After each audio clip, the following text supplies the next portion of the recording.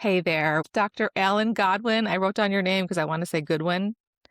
Uh, but I am thrilled to have you here. I'm really excited I've been reading your book and I'm really excited for this conversation. Well, I'm very pleased to be on with you today, and you would not be the first one to ever say "good one." That's what people commonly say. Yes. I just interviewed someone the other day whose first and last name started with the same um, syllable. That sounds Yeah, like a DJ name, doesn't it? So that's neither here nor there. yeah. But you had reached out to me because you've written a book and it is so timely, and it unfortunately is timely, and the more I read it, the more I was like, "I am so grateful that I said, 'Let's have this conversation.'" The topic looked good to me, and I thought it would be good, but as I dug into the way that you outlined, what you're seeing personally, your personal experience, and then as somebody who's sort of studied this world, I was just more and more grateful that we can talk about this. Your book is called, I wrote this down, Ties That Bind, Unraveling Stories That Keep Us in the Dark. And It's actually ties that blind. ties that blind. Yeah, with a I got that wrong. it's Yeah. a little bit of a play on words there, but yeah, the ties Yes. blind. Ties that blind. Thank you for correcting me on that. I think the book ends with a quote where it says something about ties that blind too. And I caught Yeah, myself yeah. when I was writing a note on that. I was like, oh, it says blind. So I should have caught that about the name of the book too. So Ties That Blind, Unraveling Stories That Keep Us in the Dark. You have a very personal story that feels like really informed you being interested in this sort of idea of blindness. And I'd love for Mhm. you to give us a brief overview of that. We can't, you have a whole book about it, but if you could Yeah. just sort of give us a little introduction. Yeah. Um, I'm a psychologist in private practice. Been doing it for longer than I care to say, about 35 years now. And what I found in Nashville, I was doing it before that too, but what I found myself, the lane I found myself in as I got into my practice was people who had been snookered in a Mm, close relationship, and it might be with a family member, it might be with a close friend, it could be um, somebody that was in a ministry situation. And they would be taken in. Things appeared to be one way, but they found out um, with the passage of time that all that glitters is not gold. And yeah, they found out that there's another reality behind the scenes that they just didn't know was there. yeah. And so when it does become evident to them, that the thing that they would end up saying is, why didn't I see it before? Mm, How could I have missed it before? And sometimes they would say it in a very self-deprecating way, like, how could I have been so stupid to not see yeah, it? yeah, And it really is not stupidity, but you can't see what you can't see. And yeah. it becomes evident to you after a while. So I found myself in my office. It's kind of the thing that I've focused on a lot over the years is people who have been burned by manipulators, or in our field, more technically, we call them personality disordered Yeah. individuals. So, um, so I've wrote another book that had to do with that subject, and I traveled and spoke to mental health professionals for several years around the United States on that subject. About 10 years ago, I noticed that I was still dealing with those questions, but there was another set of questions that started to pop up pretty regularly in my Mm, office, and those questions weren't so much what's wrong with me that I didn't see it. They were questions like, what is wrong with Uncle Fred, yeah. or what is wrong with some other person that's close to them? And I had a guy come in one time. He said, I can't begin to tell you how disturbing it is what's happened to my wife. I mean, she Mm, goes into the basement every night, and she gets online, and she visits these very crazy kind of conspiratorial sites, and hmm. she spends hours doing it, and she comes upstairs and tries to convince us all to believe what she believes, and that we're blind for not seeing it. And she'll go back downstairs and say, the kids will come to me. They were older kids. They Mm, say, what's wrong with mom? Is yeah, she okay? So I started hearing a lot of stories like that about 10 years ago.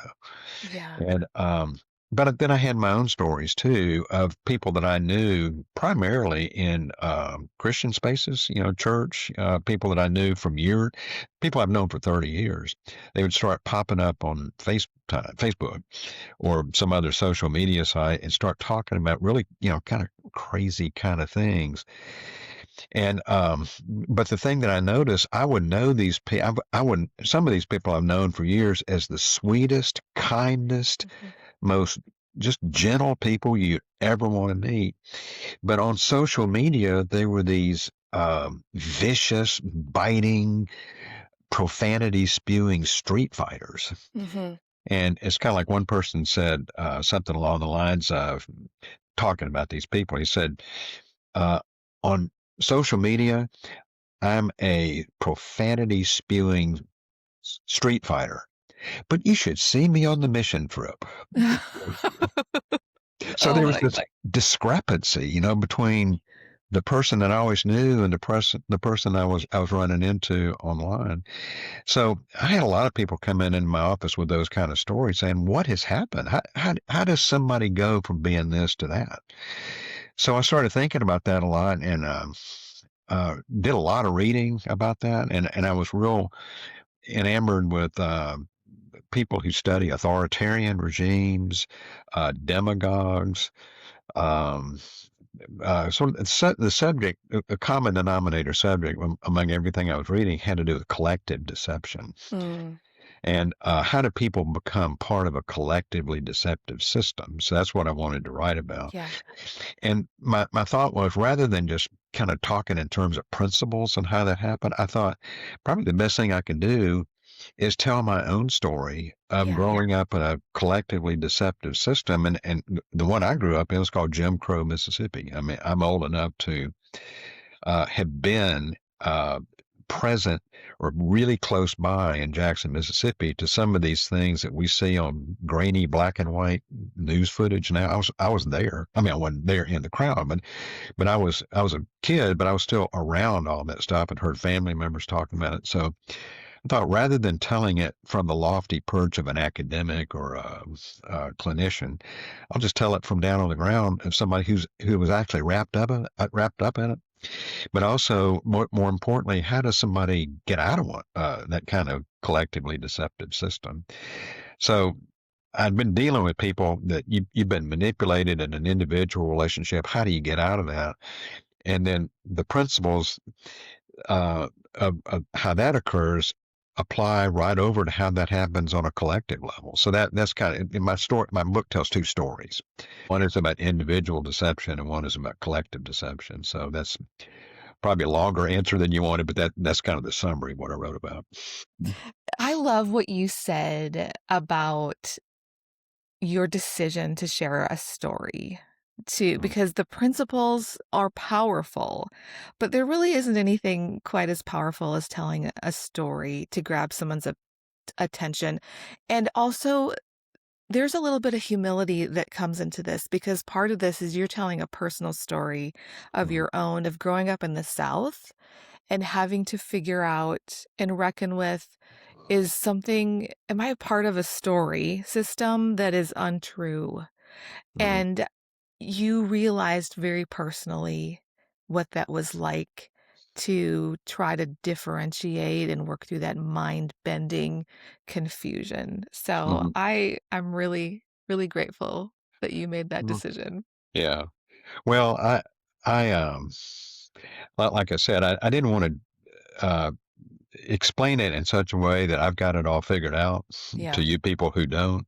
I wanted to tell it more realistically, which is I understand being blinded by a system because yeah, that has happened to me, but I also wanted to say, but it doesn't. The blinding doesn't have to be permanent. People yeah, can actually have their eyes opened to things. And yeah, when I look back, and it wasn't a sudden epiphany. I mean, it was something that there's a little bit of shame that I feel in that it took. Why did it take so long? You yeah. know. It took a long, it's a little bit at the time over time. But I think as the circumstances around me started to change so much, I found myself really uncomfortable with being a part of something that I always thought was benign and wonderful. Yeah. And I found out, no, it's got a lot of toxic elements to it, and the toxicity bothered me. Yeah. So it was uncomfortable, but I needed to go through that discomfort to have my eyes open. Yeah. And I I love what you've said also in your book about being humble, and I I would hope as people kind of learn these things, they remember and have compassion for their past self, Mhm. and that also compassion for people that are caught up in this. I circled 2 words that were so important in what you said. You took the entire book to flesh this out, and so I'm not counting on you to, like, go Yeah. into that whole depth. People can Mhm. buy your book for that. But can you tell us a little bit about the idea of the powerful draw of attachment and identity, and how that sort of informs how we sometimes can get snookered, like you said, or Yeah. it's hard for us to see things that are, like, in some sort of discord or dissonance from what we have been told or what Mhm. gives us comfort. Yeah. Yeah, a lot of people have talked about 2, very fundamental human needs. They've used different words to describe it, attachment and identity. Yeah, You can go back to Freud. He said, what we're driven by is the need to love well and work well.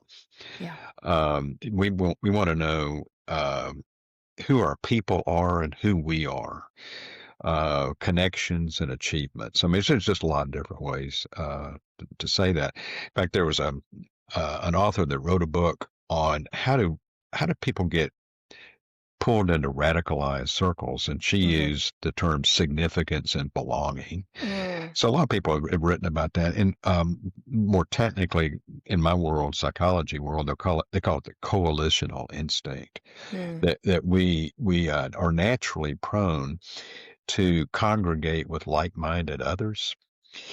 And that's not a bad thing because people can be I think it's a basic human need. We don't exist in isolation, so we need connections. We want that. But there are some toxic circles that exploit that basic human need to pull you into a circle where what's believed there is pretty toxic, mhm. but it meets your attachment needs. Well, Yeah, it purports to meet your attachment needs. It really doesn't.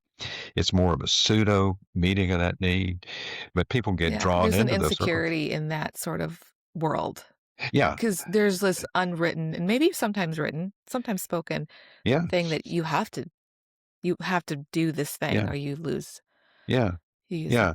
lose And I make identity. I make a statement in the book that really, when it gets down, people are drawn in to a collectively deceptive system, not so much by an idea as much as by camaraderie. Yeah, They want to be part of people that are like them. They think like them. They feel that there's a warmth to that connection. And then the other one is identity. We kind of form our identity in a relational yeah, context. And so after a while, part of how you start to see yourself is how you play out the ideas of whatever grouping you're a part of. So I make a big point of this, that attachment needs can draw you into a collectively deceptive system, and your identity needs keep you in. mm, Because to leave it means you got to, okay, I have to leave who I am to leave this group. yeah, And that's why there's a magnetic pull, and I think the deeper you're in, the stronger the gravitational pull, and it becomes harder to leave. yeah.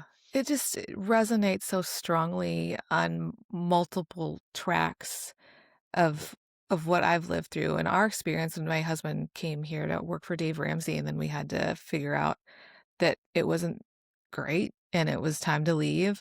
But that reckoning with what was true was so painful because we knew it would Yeah. cost us our comfort, Hmm. income, relationships. This Yeah. is what brought us here. Like, were we wrong? Like, Yeah. it, there were so many things tied up in, and then also knowing we can't stay if we have questions.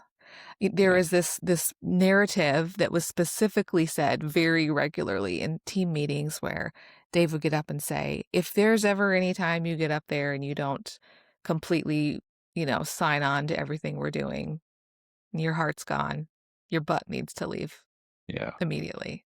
If you, Yeah. with the, it's like, you can't have reservations about us. Yeah. If you do, and if we find out you do, Yeah. we will help you leave. Yeah. And Give so you the right foot of fellowship, that's right. you know. And I think the cracks in our political system and the Christian nationalism rising at the same time as that made it unavoidable for me to see the Yeah. parallels. Yeah. I don't think Yeah. I could have. It was easier for some reason. It was easier for me to see something is broken politically Hmm. in the marriage of evangelicalism with partisan Hmm. politics. It didn't feel as costly to me to see that as Yeah. it felt to see, oh my word, our income is tied up with something that's Yeah. really unhealthy. Yeah.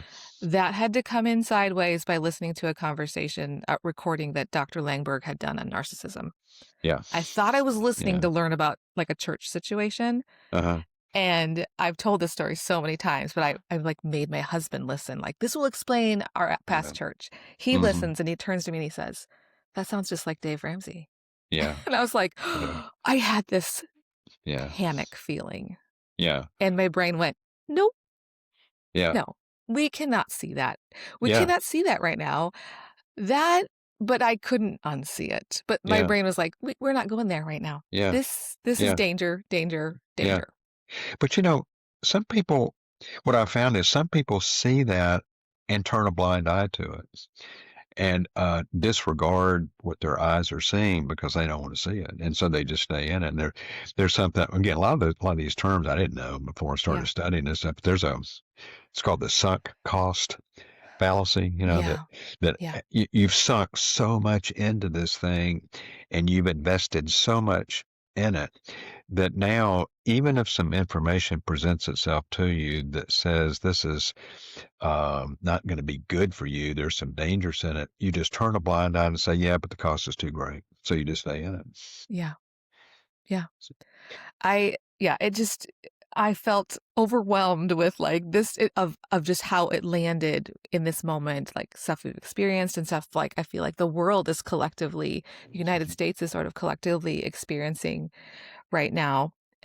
In your chapter that you tell a story about an abusive upbringing that this young lady has, you talk about how there comes a point where the desire for connection competes with the pain of the experience. Will you Hmm. like flesh that out a little bit for us and what that kind of is, what you're saying and what that experience is? Um, yeah, I think that happens to a lot of people who that my experience in talking to individuals in my office about toxic relationships. Um, a lot of times they've gotten to a place where they realize, I always thought that this connection with this family member, this friend, whoever it is, met my connection needs in such a way that I thought this is warm and toasty. Yeah. But then they start to realize some of the elements of all that they hadn't seen before, and start considering what it would be like to be without that connection. And I think there's just about always a cost involved, and so it's going to be painful to leave that or to bring that to an end or to put up Yeah. some boundaries, whatever you need to do. And so there's going to be pain involved, but I think everybody kind of comes to a place where they have to consider, is the pain of staying greater than the pain of leaving? Mhm. It's going to be painful either way. And I think some people look at the cost and go, yeah, I'm just going to stay in it. And Yeah. they choose their pain because they can't imagine the pain of making that change. Mhm. But I think there's other people that come to a place where they go, I have determined that the pain of staying is greater than the pain of leaving. It's going to be hard. Yeah. I, There's no easy choice, yeah. there's no easy, and I've got a. I heard somebody say this on the radio about 25 years ago, and I liked it so much I got to my office and printed it out, and it hangs on my office wall. But it's a statement by our 20th president, James A. Garfield, and what he said was, "The truth will set you free, but first it will make you miserable." Oh, So I liked it so much. I put it on my office wall, and sometimes people will their eyes will wander over and read that and go, "Oh, that's good. That's good," yeah, because there's a certain misery that comes from being able to see what's been there and you just couldn't see it, but it's also liberating. yeah, There's liberation on the other side of the misery that you'll feel. So, what I'm always trying to help people understand is, yes, it will be painful, it will be hard, but there's a price. There's so much to gain by getting on the other side of it. yeah. I got your book on Kindle, so I'm gonna open it up on Kindle Okay. because you have these appendices that are really powerful. Mhm. And so if somebody's a visual person that kind of likes to see something written out in a way that like a comparison or a chart Yeah. or something, Yeah. this is the book for you guys. Yeah. You'll get a good Yeah. narrative Yeah. story explaining what's happening here, making an argument, and then you'll get a visual for you. And so I'm of course looking at Appendix 4, Yeah. which lays out a comparison of one of like the most powerful, I would say, explanation you give in your book for this sort of way people get like drawn into something like a mass delusion or a high control place or and then unable to see what Mhm. is true. And this is the reality based community Mhm. compared to a story based fortress. Yeah. And I mean, this is a lot of your book, Yeah. but can you give us just a brief like explanation of the difference between those two Yeah. places? Yeah. Yeah. Um, One of the books I read along the way, I've read probably 6 or 7 dozen books over the last few years to try to understand this stuff. And I think one of God's great gifts to mankind is Audible. Oh, I So, love Audible. so if I sit down and try to read a book now, I'll go to sleep. But I walk a lot and drive a lot, so I can listen to them, and it's Yeah. wonderful. But one of the books I read is called The Constitution of Knowledge by an author named Jonathan Rausch. And I got that term from him. He calls it the reality based community. So what that means is that I mean, he takes a whole book to just explain this, and I'll probably do a poor job in the next 30 seconds of explaining it. But Sure. we we don't. Somebody can make an assertion that something is true. You don't just accept it. You have to Mhm. go through some steps to verify whether that's true or not. So when we think about people that are representatives of the reality-based community, we think of scientists or journalists. People that educators, people who care about what's true more than what they want to be true.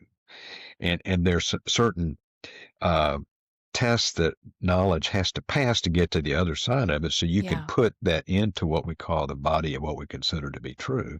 But even after you land on it, there's always this position of humility that says, maybe I'll find out sometime I'm wrong about that. And if Yeah. somebody can prove to me later that what I previously believed is inaccurate, I'll change it. Yeah. Because what's important to me is what is true, not what I want to be true. Now, uh, in contradiction to that, there's something this is my term. I call it the story-based fortress. Mhm. And a story is comprised of facts, but you can arrange the facts in such a way that it confirms the story that you want to believe. Mhm. So with the reality-based community, you kind of start with the data and you construct theories to find out what's true. The story-based fortress starts with a conclusion and Mm, reverse engineers all the information to make it fit that story. So it's very much of a cherry picking kind of thing. We're going to look for facts that confirm what we want to believe. It's called motivated reasoning. You're motivated to find information that fits what you already want to believe. And mm, the reason I call it a fortress is because usually what one of the characteristics of that body is we here on the inside have what's actually true. All of those people outside of our fortress are telling you lies. But it's not just that they're lying, they want to destroy you. yeah. And they're coming after you, and they want to eliminate you. So it very much is a fortress mentality. We've got the truth. Those people out there have lies, so we're going to cling to each other to fight against them. So it's very much of an us versus them kind of setup. And so it's a very it's a very toxic kind of thing, and but it's also very um, invigorating in that inside that fortress you got all these people that believe exactly the same way you do, and so it Mhm. meets those attachment needs. Yeah. But after you stay in it long enough, it doesn't just become what you believe, it becomes who you are. Mhm. And so now it has become your identity. So if you've ever had an experience talking to somebody that's in one of those fortresses, good luck trying to reason them out of Yeah. their beliefs, because I've heard somebody say, you can't reason someone out of a conclusion that they didn't reach by reason.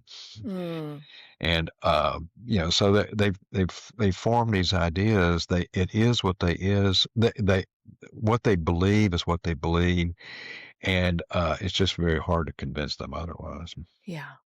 That's a helpful explanation. As you were talking about the reality-based community, it made me think of Francis Collins, Dr. Yeah, Collins, yeah, and how he has talked. I got to see him. He was at Huntsville. He did a mhm, speech at one of the biotech places, yeah, and in Huntsville, which is just full of scientists and smart people.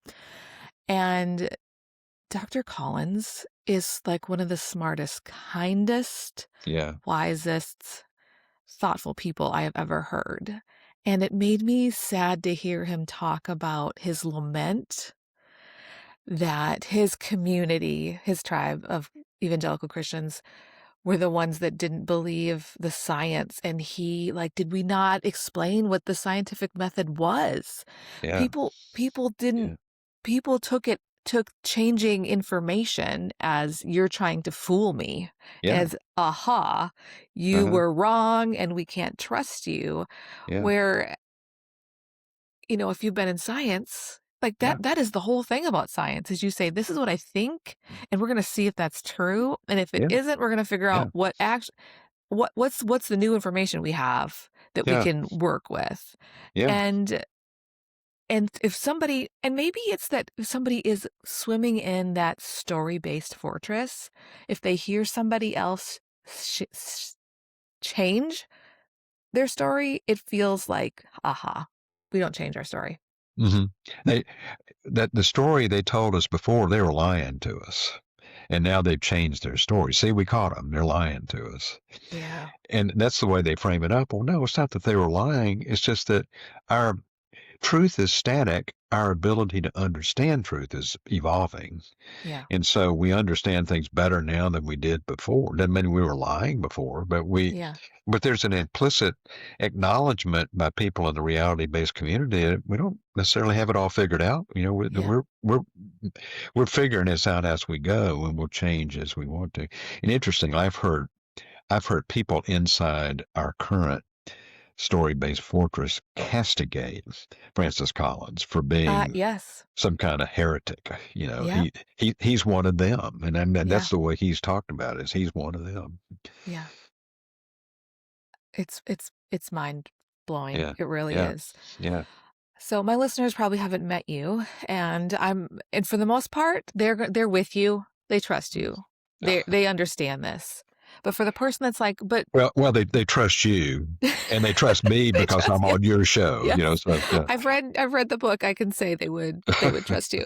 Um, but for the person that maybe is like, but isn't being a good Christian holding on to the story and pushing back against the spiritual attacks of the devil against us? Mhm. I don't think that's what it is, but I wonder if some people do think this is just a way to be a good Christian. And My I just wanna, and let me introduce you to somebody that goes to church. Dr. Godwin is not sitting here as yeah, somebody who's not a believer. Tell us a little more about how that sort of fits together, like, how you would push back against that. yeah. Well, I actually, I spent 15 years in a campus Christian ministry, and got a seminary degree from one of the accepted seminaries, that's accepted in the evangelical world. So Yeah. if somebody wants to look at my bona fides, I'll be glad to show them. So Yes. but one of the things I learned, this is, I don't think I realized how profound this was back in the 80s. When I was in seminary, I mean, numerous professors would say, now, there's some dispute about this passage. Uh, I'm gonna outline four different views. Now, Mm, here's view number one, view number yes. two, view number three, view number Mhm. four. I really like view number two. But last year I was more inclined to accept view number three. And Dr. So and so over in the other department, he really likes view number one. We're all friends. We have friendly disagreements about that. And maybe I'll change my right mind, but right now I'm going to stick with number two. So there was an inherent humility Yeah. that came along with their doctrinal beliefs.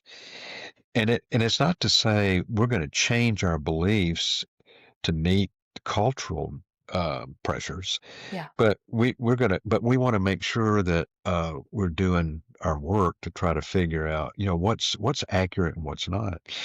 And when it comes down to it, we all have to acknowledge that we're not God. God is God. He knows the accuracy of what's true, and all we're doing is best. We're doing the best we can to try to comprehend, Yeah. what truth is. And I think it's incumbent upon us to be humble about that Yeah. and not be arrogant about that. So I think Yeah. one of the characteristics of any story-based fortress is what they call epistemic arrogance. Mm, You know, I know what's true. You don't. I've got it all figured out, and it's my job to convince you otherwise. mm. But there's such a thing as epistemic humility, which is I think I know what's right, and I could be right. You could be right. I could Yeah. be wrong. Let's talk. Yeah. So there's a humility to that position that I think is essentially missing from most what I call story-based fortresses. Yeah. You talk about your experience in seminary. I have only have an undergrad. I went to a Bible college. I took Theology 101 and 102 with Dr. Arnold Husted at Hmm. Crown College in Minnesota, Hmm. and he would give us assignments on these issues and say, "We're gonna this week you're gonna write a paper about what you think about Calvinism, Arminianism, Hmm. or what Yeah. what does prayer do? Like, what's the," and he would not tell us his view. Yeah. Yeah. He'd lay out, like, here's the different things people believe, and say people of good faith, people that follow Jesus and are they're gonna be in heaven with us, Yeah. have different beliefs on this, and then he'd ask us to write a paper on it. If somebody was really struggling, I think they could go to him and be like, "Dr. Houston, help me out here. Like, what do you Yeah. think?" Yeah. But I love that idea that he was like, "What I think on this secondary, tertiary, whatever issue actually isn't the important thing." And Hmm. I love that humility, and it was Yeah. really good exercise in Yeah. dealing with different Yeah. information and Yeah. with rubbing shoulders with people that had different conclusions than us. Yeah. Yeah. I could not say those are evil people that are sent Yeah. by Satan to attack my Yeah. faith. Yeah. Yeah, I heard several of my professors along the way say that God actually designed the Bible to leave within it a certain amount of mystery. Mhm. Because if we could eliminate all of the mystery and we could say we know with 100% certainty about every doctrinal thing, we wouldn't need God anymore. Yeah. And what we'd probably end up with is bibliolatry. Yeah. We would Oh, worship the Bible instead of the God who wrote the Bible and gave us the Bible. And so I think humility is one of those things that makes us wiser. yeah. We become actually more knowledgeable because we're humble. Yeah. But people who are arrogant nail it all down and they just stop learning for the most part. Yeah. You mentioned a concept in your book that I learned about in psychology, Intro to Psychology 101, cognitive dissonance. Yeah, And this has been such a helpful framework for me to process my own life experience, yeah, and what I'm seeing around us. You talked about your own experience of growing up in the South and having family members and people you love say one thing about people of color hmm, and what really happened with the Civil War and the Lost Cause yeah, story. And then how you had to figure out there was a dissonance between that and then this experience that you had personally as you were growing up and as you were learning. hmm, And I would love you to just talk a little bit about what cognitive dissonance is and what people do to resolve that dissonance. yeah. Um, yeah, what the term it actually was created by a psychological thinker named Leon Festinger, I believe is in the 1957, I believe it was, if I remember correctly. Yeah. And and what that means is if you have two competing ideas that you know this one's true, you know this one's true, you think it is, but those two things are in conflict with each other. Yeah. We That creates a feeling of discomfort for those two things to be in conflict with each other. And so that's called dissonance. Yeah. And so we don't handle dissonance well. So what we'll do in order to relieve the dissonance is we'll diminish one in order to have the other. Mhm. So, in terms of the racial world where I grew up in its history, um, uh, Africans were picked up as slaves from Africa, brought Yeah. to the United States, became slaves, um, and yet here they were brought into this world that was supposedly very God fearing Mhm. and worshiping Christianity. So how do you square all of the teachings of the Scripture with the fact that we own slaves? So that creates a dissonance. How can you have this on the one hand and that on the other hand? So, in order to deal with that, they just said, well, we can do that because people from Africa aren't fully human. Mm. They are not humans in the same way that we are. So, if we own them, it's the same thing as owning property or Mhm. cattle. It's called chattel slavery. That Yeah. we own them and they're not actually fully human. So once you've been able to make that shift, then you can supposedly sleep better at night because you've gotten rid of the dissonance. So I'm a good person, but I own people. Yeah. But they're not actually people. They're subhumans, and so therefore the dissonance is gone, and so now I can feel good about myself. Mm. So that's sort of the history, a lot of that, but we still had a lot of that going on when I was growing up in Mississippi. I mean, Yeah. uh, we love these uh, people of color that worked in our houses and cooked our meals and worked in our yards, but they didn't come in the front door Mm. And because this wasn't like in 1916. no, this is when I was growing up. I mean, I was born in 1952, but Yeah. all of this stuff was going on up until mid 60s. I mean, Yeah. it didn't completely change in the mid 60s either. But I remember all of that stuff. And when efforts were being made to advocate for civil rights, I heard all the discussions in my grandmother's living room by all my extended family members about how wrong all that was. Mhm. And yet these were people they had come from church Yeah. and were talking about this stuff in the afternoon. And this didn't happen when I was alive. This is probably a couple of decades before I was born. But they they actually used to schedule lynchings Mm. on Sunday afternoons so that people wouldn't have to miss morning worship services. Yeah. And that's just it's almost impossible to get your mind around that. Yeah. But it was they got their minds out of around that because of cognitive dissonance. We're Yeah. not actually eliminating people. Cognitive dissonance it's a very powerful force, but it's also a very natural human tendency. Yeah. It can lead us to some great decisions Yeah. if we look at that, because it is, you're right. That tension is rough. We Yeah. don't wanna sit with that. Yeah. Yeah. It is really, really difficult. So we need Yeah. to figure out a way to, like, Yeah. somehow tell a story that makes sense of it. Yeah. I wish I remember who said this. I don't remember, some podcast I listened to. It might have been The Holy Post. It might have been something else, where somebody had argued that it's really interesting for people to see as things play out politically, that if their preferred politician, if evidence comes out that is undeniable, that they're really did some really questionable, horrible things, that they really have to start creating a story about making that other side worse. Yeah. Yeah. And I think that's really interesting because I see that Yeah. played out over and over again. So they're Yeah. like, I can't defend this anymore, but I Mhm. can say, what was I supposed to do? This person Yeah. was like killing babies, you know? Right. Right.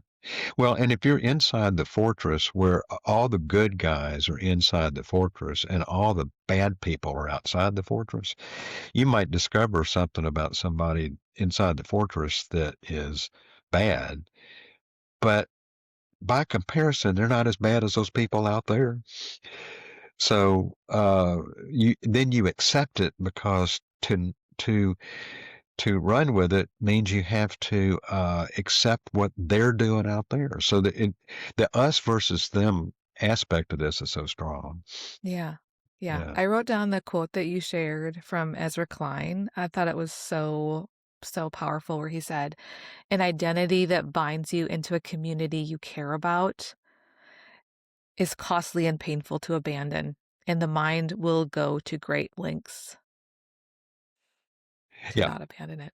That's the cognitive dissonance aspect. I Yeah. mean, he didn't use those terms, but that's what he's talking about right there. Yeah, he And you know, says so. and you mentioned this a minute ago.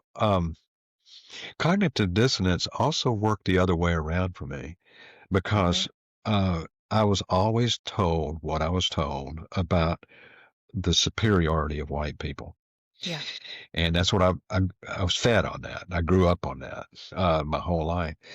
And then when I was in high school, I started working at a job where many of my coworkers were people of color, and they didn't square up with what I had always been told.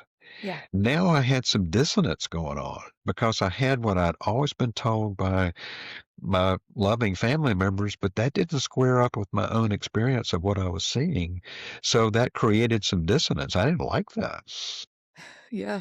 And so then, but what I did was, what I ended up doing, fortunately, was I dealt with the dissonance by bringing into question a lot of those things I had been taught. So I started to change my beliefs in the right direction because of cognitive dissonance. Yeah. So it can pull you into a story. It can also help get you out of a story. Yeah. It's powerful both ways. Yeah. Yeah. Um, I had written down that you shared something that I thought was really a compassionate uh offering to people that have been swept up in a movement, where And I think you might have been quoting somebody. You said that some of these people are so skilled at finding out what people want to believe, and they'll just tell them that that thing they desperately want to be true is Hmm. true, Hmm. and it draws people to them. I mean, if somebody's saying something out loud that you want to be true, you Yeah. desperately want to be true, Yeah. you're gonna be drawn to them. Yeah. And that's, I've read a lot about the what is sometimes referred to as the authoritarian's playbook. Yeah. And not just in the United States, but in various places around the world, that's a characteristic of a skilled authoritarian, is they find out what people want to believe, and then they tell them that it's true, knowing that will bind those people to them. And I heard somebody says, some people are skilled at finding a parade and then jumping out in front of the parade and calling themselves the leader of the Yeah. parade. Mm, And yeah. I never can remember his name. Somebody from France who said, "There go my people, and I must follow them because I am their leader." Oh, wow. So, Oh, wow. so they're able to tap into, figure out, ascertain what it is that lies underneath a lot of what people want to believe, and they'll exploit that as a way to pull them into this into the masses where they gain power through the masses. So their ultimate goal is not truth; their ultimate goal is power. Yeah. Yeah. You had touched on this earlier, but I would love for you to talk about this, the 5 reason abilities, Yeah, because it feels like sort of an inoculation or a proactive thing that we could think about and work towards to be people that care more about being in a reality and a truth-based yeah, story than a narrative that hmm, somebody told us that maybe isn't true. yeah, yeah, yeah. And I talked about this in the first book I wrote called People Problems. It came back in Mhm. 2008, and this is what I'd been talking to a lot about people in my office, about individual manipulation. But um, there are we all have to figure out what to do with the fact that we're flawed. We're Yeah. all flawed, so Yeah. we all have imperfections. And so all 5 of these abilities have to do with how we handle personal wrongness. Mhm. Now the first one is humility. And what humility says, uh, I could be wrong, you could be right, so let's talk. Mhm. So it's the ability to acknowledge potential wrongness. Yeah. And then the next one is awareness, which means I can see where I'm wrong. I see where I'm right, but I also have the ability to see places where I'm off. Mm. And somebody that doesn't have that ability, their stance is I only see where I'm right. Yeah. Yeah. And then there's responsibility, which means it bothers me when I'm wrong. So when I do something wrong or when there's some flaw of my own that comes into play, that bugs me. And I have a discomfort with that. Somebody that lacks that ability, their stance is, if I'm wrong, so what? So what's supposed to happen when we discover an area of wrongness is we're supposed to cringe, but somebody doesn't have that awareness or that same sense is they don't cringe, they shrug. They just shrug it off. And then the next one is empathy, which means it bothers me if something about me hurts you.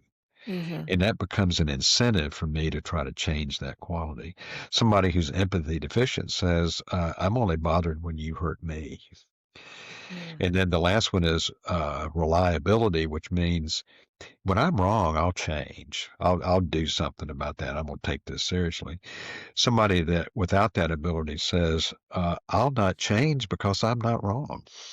So uh, change, awareness precedes change. And so if you don't see something about you that needs to be changed, then you just won't.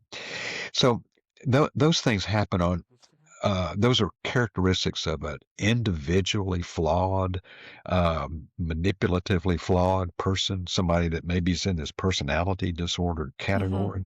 Yeah. But there's a collective version of that, and all five of those missing qualities are true of what I call the story-based fortress. They miss all of those things. Mm. So they're not interested in truth and growth. They're interested in confirmation of their story and power, really, when it gets down to it. Yeah. I'm thinking about, my own personal experiences and maybe some experiences that people that are listening have had. I'd love for you to kinda give your thoughts on.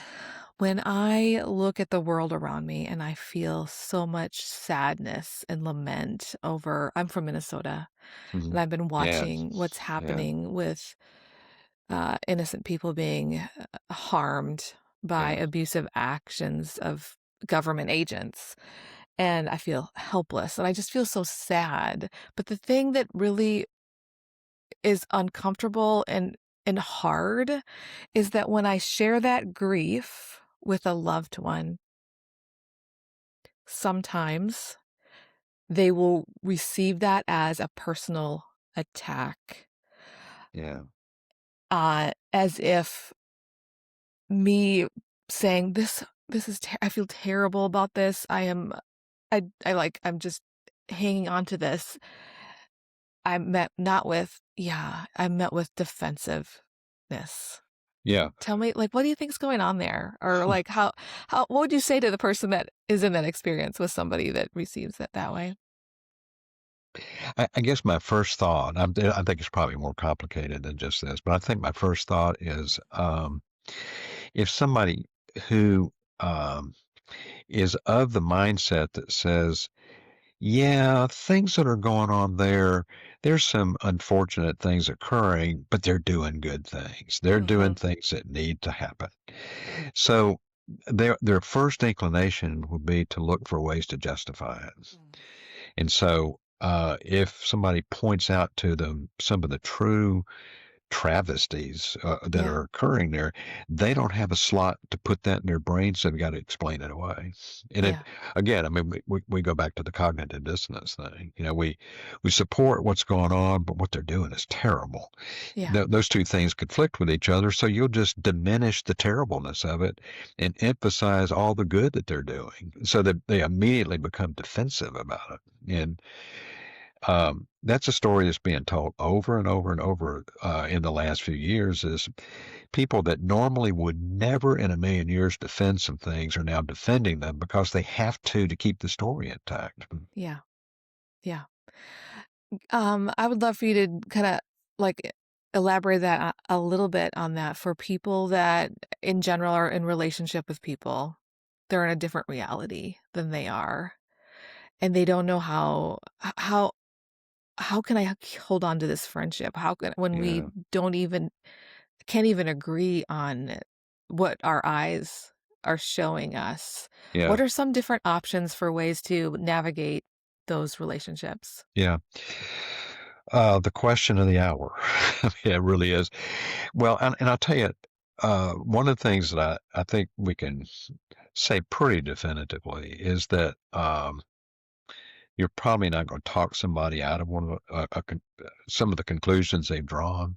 Right. And I have to admit, that's kind of my first inclination is to let me explain all the reasons why what you're believing doesn't hold up. Mhm.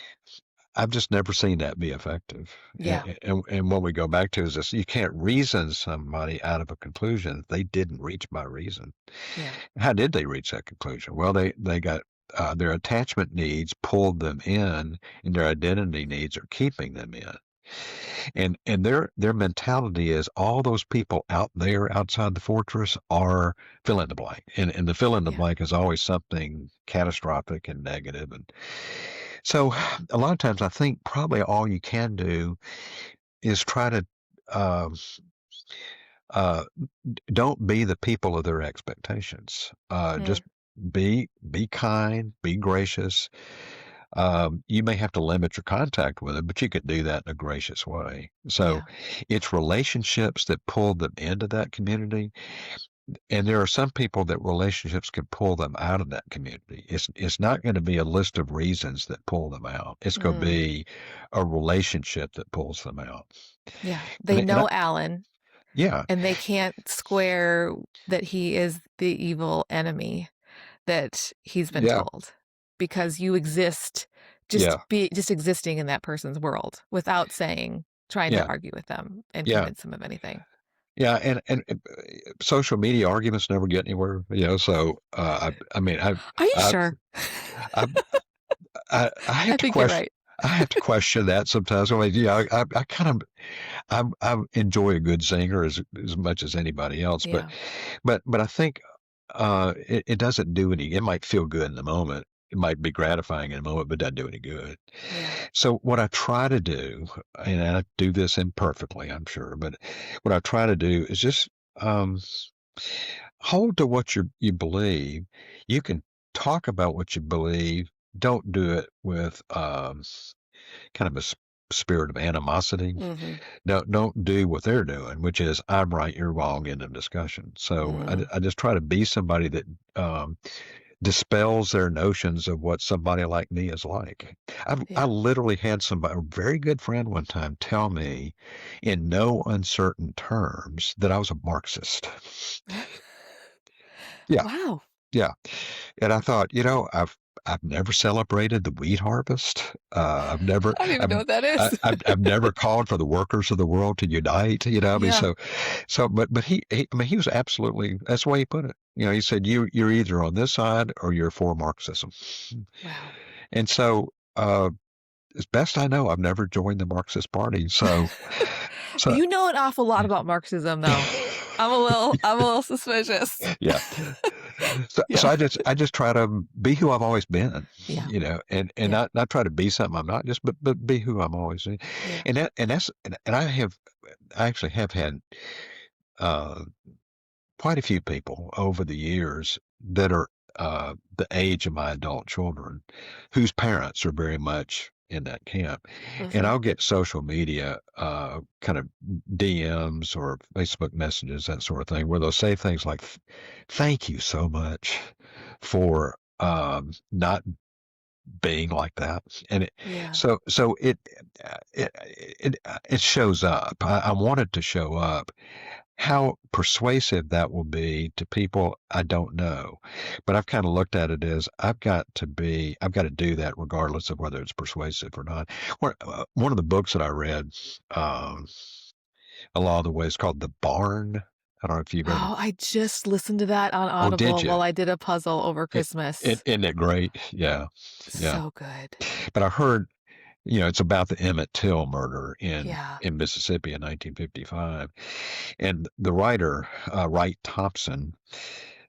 I heard him say this on a podcast. I'm not sure this is in his book, but his mother, who's still living, has become a Facebook warrior, Mm. advocating for racial justice. Still lives in the same area, Wow. and puts her at odds, with a lot of people that are in that area who still hold on to a lot of vestiges of Jim Crow. So he went to her a couple of years ago. He said, "Mother, do you? Why do you do that? These people know where you live, and do you really think you're going to win an argument with somebody on Facebook? Why do you do that?" And she answered him by saying, "I spent a lot of years not saying things that I needed to say. Mm. I thought them, but I didn't say them. And so I've just decided in the years that I've got left, I'm going to say it whether it influences anybody or not." Yeah. And I thought, boy, that is a great example to follow. I want to be Yeah. that person.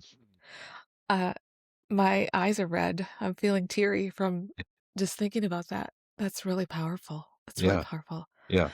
As somebody who loves Jesus and loves the local church, what can a local church congregation and local church leadership do to provide something that can compete with the community and identity that's being offered in unhealthy movements and groups? Any Well, thoughts about that? yeah, yeah, So easy to, I've heard Scott Gittani say, if you just put on a red hat, you have a friend, you have a community. yeah. And it's, yeah, how, as a church, how can we sort of push back and offer something better?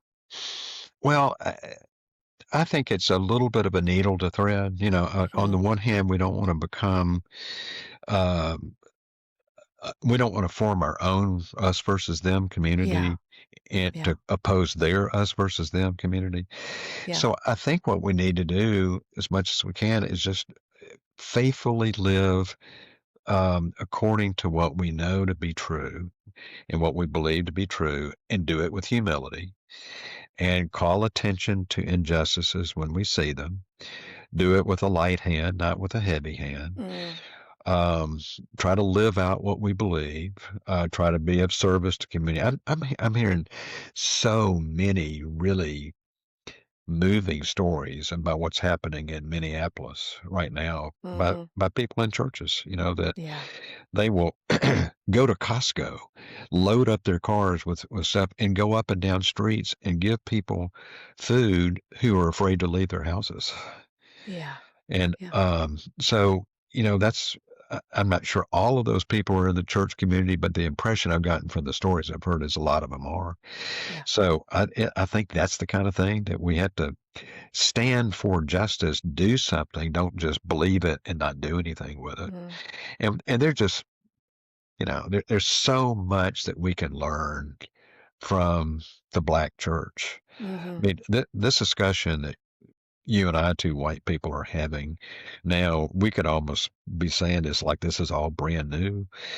Back up 150 years, 200 years, and the black church would go, "We've been dealing with this for a long time. It is not brand new, yeah. This is not a new subject to us." And so we have a lot to learn just from how they've been able to be faithful when there was no indication that their faithfulness was going to do any good.